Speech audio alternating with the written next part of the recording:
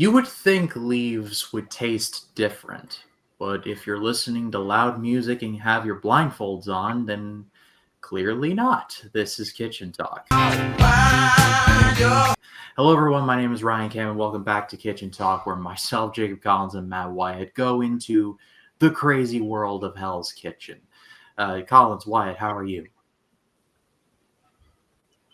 Yeah, I'm doing good, and yeah, this episode was so fucking funny. Especially Andrew had the worst, and it was a long time coming for him that we just wanted his ass out of the fucking Hell's Kitchen. And yeah, the blue team had it the worse than the red team. Mm-hmm. And then Matt, pretty much, Matt's distant cousin just had a rough go of it. Collins, you can stop doing that. You're not frozen. You're not frozen, you asshole. You know, it's funny. Whenever I do actually freeze, and they're like, he's no, he actually's gone. Until you see the buffering thing, then they're like, oh, well, he was gone. It never freezes in a position where you look even somewhat dignified. It's always like, or something like that. You know, it's like. Which, yeah, so have you ever paused the movie and it's always at the weirdest angle time you pause it? Did you know they did that? Did you know they always freeze frame for the worst timing facial expression every time Bella Ramsey from Ellie from The Last of Us Season 2? They always catch it at the bad timing every time she makes the face in a freeze frame. Just to find a way to bash on her so much. Yeah. Part of me does feel really... As on a human level, part of me does feel really bad for Bella Ramsey, but at the same time, there have been some that I can't lie, I've laughed a bit too like the hard. Kevin James one, I laughed. That sent me. I just was like, wow, you guys have way too much time on your hands, but I'm appreciative of it. It's like whoever did that, you are a mean but hilarious son of a bitch. Yes. I will say darker than a cup of black coffee, but you illuminate my soul like that cup of black coffee nonetheless. Well, let's not get into Brian. Come on. Pause. But we'll get into the episode now, and the episode kicks off with Chris's elimination. Jennifer feels really bad about it. The artist formerly known as Dink made the decision, and it was a poor one. However, Chris was not super great, so all right, it is what it is there. And then we get the first of what becomes a long-running tradition in Hell's Kitchen, the blind taste test. So today, he's challenging them to a blind taste test. And Matt, just for context, this gets more demented as the seasons go on. Yes. None of that would surprise me if it did. But basically, for those that have not watched the show, it's basically the chefs have to wear earphones, they have to wear blindfolds, and Ramsey literally gives them like something to taste, and they have to be like, it's chicken. And if they get it right, great. If they don't, well, then they lose. They literally had to use a noise canceling headphones. Yeah, those Bose joints. I thought they were funny. Even Jeff was so stupid too. It was with the taste test. Tasted like a meat tortellini with a bit of sweated onions in the background. Jesus. That chicken, and then even Gordon Ramsay's like, it's a chicken, yo twat. That was chicken, you twat. Jimmy, you mean Jimmy? You twat. Jimmy, whatever his name is. He's like Jimmy, you're thin, Jimmy. And he's like, see, you can't hear us. That part was funny. How's it like to be slim? Which the thing is, spinach. Ralph was like, spinach. You got spinach wrong. You were like when he said, what was he said? Leaves? Leaves. It's just a leaf. Spinach. Ralph, it's only a leaf. What was that? Romaine lettuce, chef. It's like you didn't know what the fuck it tastes like. And he's like, I got a breath mint in my mouth. Sorry, I brushed my teeth and all. I'm like, that's an excuse. That's not an answer. Don't try to backtrack that shit. That's like one step above saying you smoked like an hour before, so your taste buds aren't that great. Well, first that off, would explain it. Which, you know what? Even if you do smoke, why would you smoke before, anytime? Because you could probably go in there. You're gonna most of the cast are fucking like chain smoking throughout the show. Yeah. Which you know what? You know it's weird. Like nowadays, they just be vaping. They're just going. Yeah, they would be vaping if it were today. Yeah. Now See, they. Kitchen Talk episode 4 for that discussion. Andrew got the worst though. Andrew did the worst out of everyone. Oh, he was awful in this challenge. He was so fucking bad.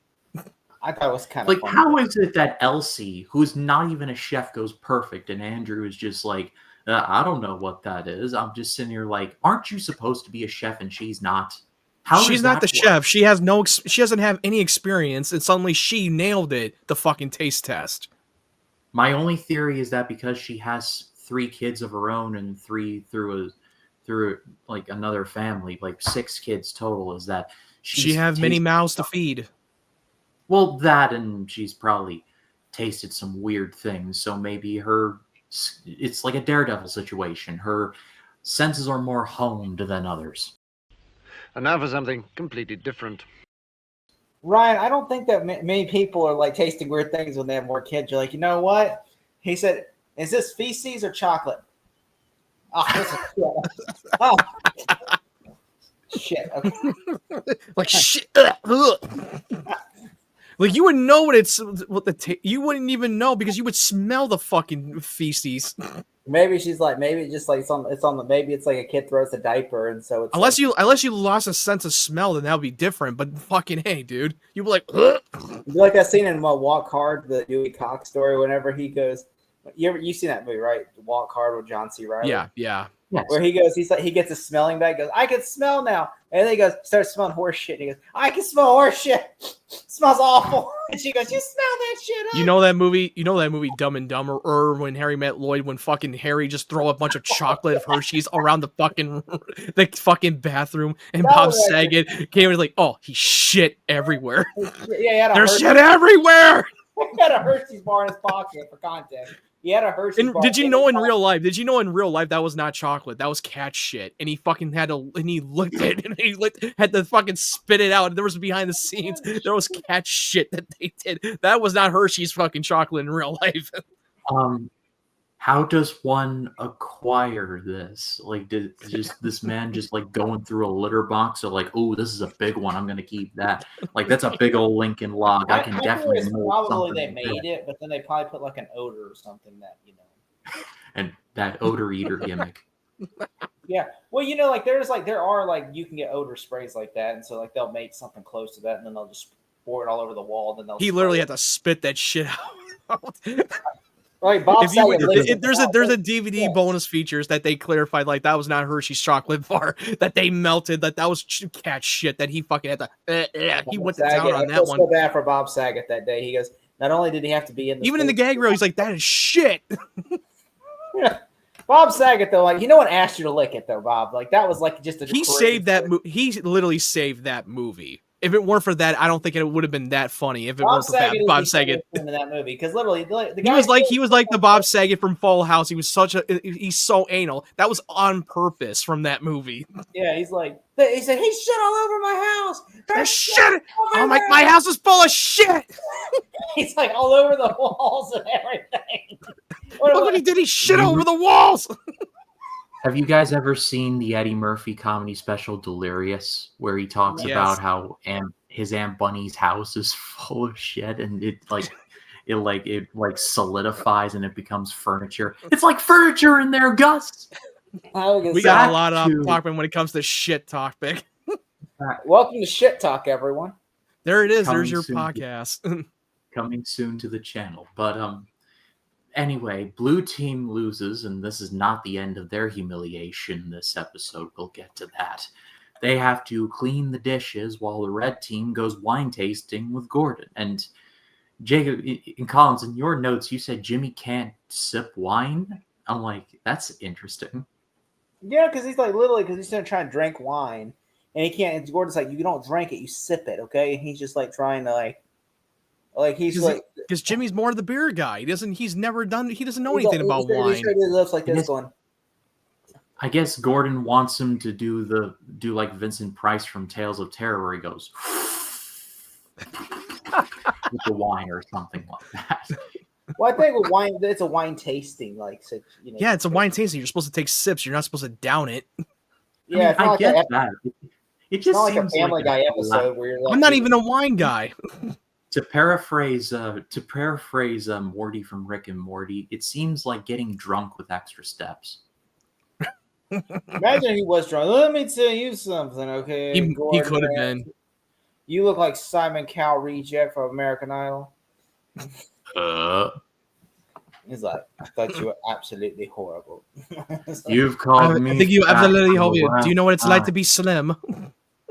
You've called me fat for the last time. When you're asleep, I'ma sit on you.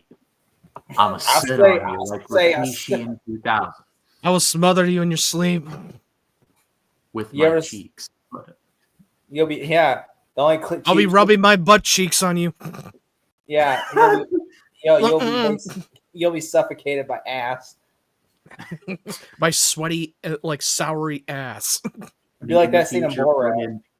Me in the future put in a Rikishi stink face clip here just for scientific evidence. If it's blurred out, the nudity. After all of that, an additional step to the punishment is that the blue team's storeroom is locked, and they are given the code to the storeroom precisely once. They do get in, however, Andrew gets the smart idea to try and, well, unlock the door by putting tape over the lock so that they can just walk in and, like, get it whenever they want. And, well, Scott catches him, and it goes about as well as you might think. What are you doing? Get that fucking tape off of there. And get the fuck back in there. You think I'm fucking stupid? Like, Scott chews him out, like, heavily. And He's like, Scott was you on the think phone, too. you He was don't think on I'm the phone. stupid when you're stupid. And he's like, and literally, then he takes all their food that they just got out of there, puts it back, and says, "Now you have to go one by one and get it. You can no longer get the tray." Yeah, out. he cussed him out. He caught him right from the millisecond he was about to duct tape the fucking door so he can keep it open, so he doesn't have to use the combination again. I was just seeing him with his flip phone, like, oh yeah, this is 2005. Yeah, you can't put it on your smartphone to memorize the combination. Yeah, you had to literally write it on your hand. Yeah, you have to just write it on your hand, but you'll be sweating a lot and you'll fucking just drenched with ink. And then all of a sudden, somebody's like, "There is ink in my food," and then he goes, "For fuck's What the sake." fuck? For fuck's sake, there's fucking ink in the food. I ain't fucking serving that shit. You Well, 20? speaking of foreign things and foods, Jennifer may or may not have accidentally dropped a hair in someone's food, which is just gross no matter who you are. Yeah, it was like twice since they dropped the hair in the fucking food. Whoever did that. Which, you know what? No one is like, he's not like. Well, Also, if that's going to be a problem, why don't you just wear your hairnet if you want to prevent that shit from putting hair pieces in the someone's later food? seasons, they have like hair things to keep it from doing Yeah, that. you always use a hairnet if you're cooking in the kitchen. Hairnets, they never use hairnets because they try to look good for the camera. Either bandanas or hats. Like that's like the dress code. It's like everyone wears a red or blue bandana or a black bandana when they get to the black jackets, or a hat of some persuasion. Yeah, they don't want them. They want them to look good for the camera, so that's why they're not wearing hairnets. And in a professional kitchen, they probably would wear hairnets, but they want to look good. For the camera, so. I understand that, but dude, it's common sense. You have long hair, and there's gonna be pieces that will fall on unintentionally. You know what? It'd be really, really funny though. Like I like how Ralph is sitting there why Jessica's fucking up with the hair. Then you have Andrew that's just fucking up everywhere, and then Ralph is over there trying to flirt with they're both sitting there blaming each other for the fuck up that Andrew made, and then of course Ralph's over there going like, "Hey baby," and Yeah, he's doing that wave of the flirtation with the customer. He was one step away from going like, "Hey baby, are we like gonna do like, it?" Hey baby, from Beavis and Butthead. Well, I jumped ahead in the timeline a bit, but this dinner service is one that is a standard up until recent seasons. It is the teams make the menus service, and Ralph pretty much just went gonzo on the whole thing. Like I just love how the narrator is like Ralph's steak, Ralph's fish, Ralph's pasta, and Ralph's flourless chocolate cake. Like, even the narrator was tired of Ralph in this episode. Then Andrew tries to like just jump ship and say it's Ralph's fault. Yeah, he's trying to blame it on Ralph for his fuck up. It's all his dishes. Like, it was his idea, and they went over like they didn't go over at all. So that was all Ralph's thing. Which, to be fair, Jessica, she's a team player, so she said, and plus she can cook, so she goes, I'm not really worried about it. Andrew, though, he's the one that's going to implode, and which Jessica knows it. She goes, he'll destroy himself. He'll destroy himself. She was kind of right about that. But also, Jimmy was fucking up too. No dirty bowls, though. But Andrew did serve cold plates, which I did not think was that big of a deal, but apparently it is. Yeah. I mean, Jimmy's just not. Jimmy, I don't think he's a bad cook, but I think honestly he's not chef material. Yeah, I mean, can see that. He's a line They cook. say he's a purchasing supervisor, which I mean, I guess he like buys food for restaurants, but at the same time, like last episode, he was like running upstairs and like sweating all over the place. I'm like, first of all, like you're gonna trip. Like slow down. Like come on. Then he's gonna have to sue the production like Jeff did.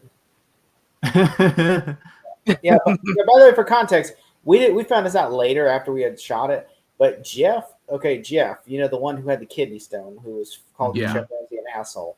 He apparently, after he was fired, after they kicked him off the Hell's Kitchen, after he was he gave his coat up and everything, he apparently Chef Ramsay confronted him in the parking lot, and then he fell and broke his leg, and then sued the production. And he settled out. Now he sells insurance, and we're just like, he sued and won the production and won.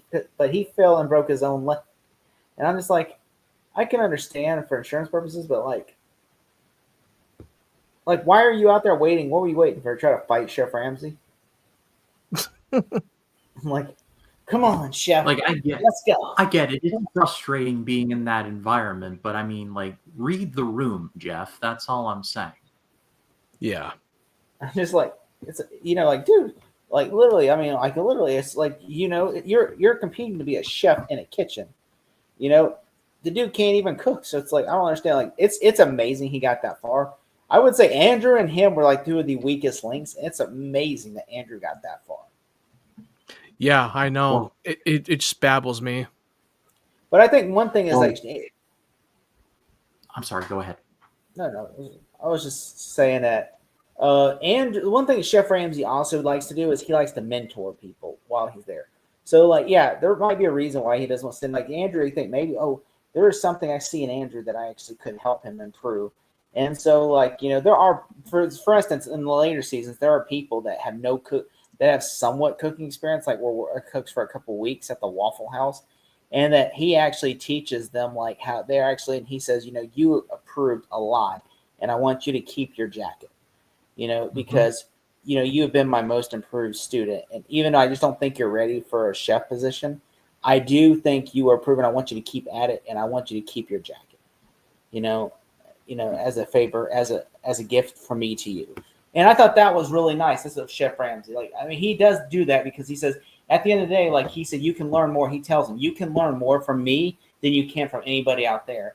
And even if you're not going to Chef Ramsay, even if you're not ready to be a head chef, he still wants to train people because it's about training the next possible chef. But also because, a lot of these people, and I think that's really cool of him to do that. But at the same time, so I think Andrew is probably I could probably train Andrew and turn him into, he's probably, I'm sure he knew right then and there from day one. Andrew's not going to be my head chef. That's guaranteed. But maybe I can make Andrew a better cook to where by the end of it, I'll let him keep his jacket. But no, that didn't happen. Andrew, Andrew's just terrible to begin with. He started off bad and somehow just stayed there. He kept getting worse, and also he kept overcooking the fucking ribs. He kept overcooking the food. What was the meal it was called? I can't remember what it was. Halibut. Yeah, short ribs. That's what it was. He overcooked it twice. And then of course you had what was it? Yeah, and then they were sending plates back from the hair, and then you had like the food was like overcooked from Ralph and Andrew, and they were sitting there playing the blame game over here. Meanwhile, like the Red Kitchen's pretty solid. The only thing Jimmy's really the only one Jimmy, which Yeah, the Red Team had considering that on paper, Jimmy's more experienced than Elsie, and Elsie just like runs circles around him. Just wow. But also, Elsie was serving her own meal that she made for her own kids and serving it to the customer. They did not like it. No, they didn't. No. They hated it. Which, you know what? It's not Elsie's fault. Like, they just didn't like the meal. It was just not those cooked badly. It was just they didn't like No, it was no. Only her kids liked it. Which I honestly, to be fair, I do at least think that like all three of them were still in coherence with each other. Unlike the blue team where it was, fuck you, mother. Like, fuck Jimmy. They were going in the middle of a fucking knife fight in the hell while they're cooking. Jessica, meanwhile, is just like, I don't want to get yelled at for my hair again. That's all Jessica's worried about. Yeah, she did not want to get yelled at for that again. Jessica's just trying to stay like incognito mode while Ralph and like Andrew are basically blaming each other. Like, you're the screw up. No, you're the screw up. No, you're the screw up. Blame using the blame card. She's Ken Watanabe from Godzilla 2014. Let them fight. Let them fight. But blue team ends up losing, of course. And was it really a shocking thing that the blue team lost? Like, I even call that. How many times have they lost the challenge too? They lost the challenge so many times. Like 3 in a row. I think they've only won a challenge at least once. And that had no cooking in it. It was the table challenge. Yeah. They lost everything tonight, the blue team. They lost everything. They got the worst out of the worst. I just can't believe how bad. Also, we got to blame Andrew for this because he sucks. Andrew really bombed the team so bad. Well, speaking of Andrew, he does, in fact, finally get eliminated. It took him 6 episodes, but he's finally gone. Leave the memories alone. Don't change a thing. One thing I do want to mention, though, I think Ralph had a compelling case to go home here. Like, Andrew's bad, but, like, Ralph was somehow even worse on this episode, and it's just been throughout this, like, whole scene. He started off hot, and then, like, here, it just was, like, nothing. Like, Andrew kind of stayed consistently, there, but it's not the blowout that some were expecting. Now, where is Andrew now? What's he doing now? Well, I'm glad you asked, because I have it here. In 2008, he returned to complete his master's degree in hospitality. He would later become the manager at the Palm Hotel in Manhattan before moving to, I believe, a restaurant called Bond 45. He has taken on various director roles later on. Collins's face is hilarious. And no, I'm just saying, like, he really went back to the restaurant. He's already sucks. I mean, what?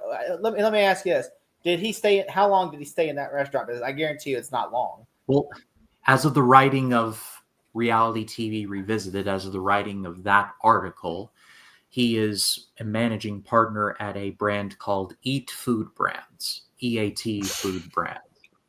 So, okay, I want to correct that earlier. That he overcooked the hail butt 6 times. And having serving cold plates.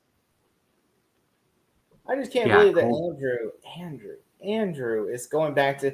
That's like Jeff going back to there, because Jeff literally was the worst cook on that. Was one of the worst team players. But then you had Andrew. But also Jessica. Yeah, Jessica wanted to eliminate Andrew completely from the start, and she got the chance to nominate at least one Andrew, and then Ramsey said he also nominated Ralph. Yeah, I honestly just I hated it so much.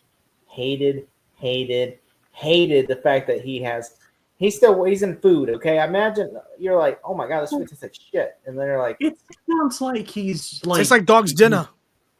It sounds like he's not a chef. It's more like he runs things on the corporate side, which I mean, it sounds harmless enough to me. So maybe that is the case. I mean, no, I would say that's even just as bad, because now it means he's in charge of good cooks. That means he's making terrible decisions with good cook.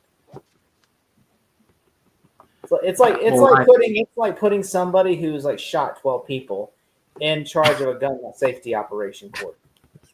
Well, on that very pleasant note, I pass it off to all of you. What did you think of the episode? Let us know in the comments. We are coming down to the end of the season. I forgot how short of a season this was. We got 3 episodes. Isn't it like left. 10 episodes? It's 10, and then they grow. There's like the season 2. I think it's like 22 episodes. Yeah, you're probably right. It's a big one, I know that, but that means we get more Gordon, and that's not necessarily a bad thing. But Collins, where can the people find you? They can find me at the Waffle House. Not good. They can find me. I mean, it is a good place. They can find me at a 3D movie. At least I'm not where they can find where Matt is. Matt's literally by Russia, or no, sorry, Greenland. Ryan was the one that Russia last night. Well, I am a little bit of Russia blood in me, a little bit.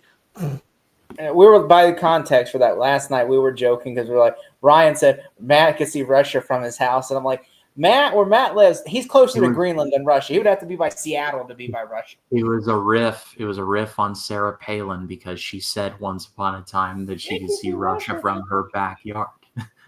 Oh God! In Alaska, you probably can because Alaska is literally by Russia. Literally, if Russia really wanted to attack the U.S., they could just attack Russia, and they would take Alaska. They could literally attack Alaska and win because it's like right there.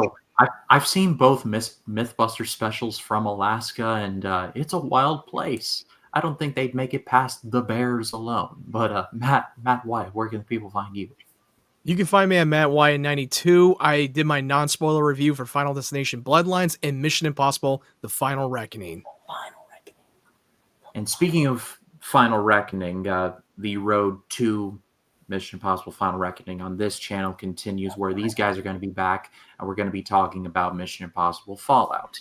I still have a couple movies left, and then I will review Final Reckoning, but I still have Fallout and Dead Reckoning left.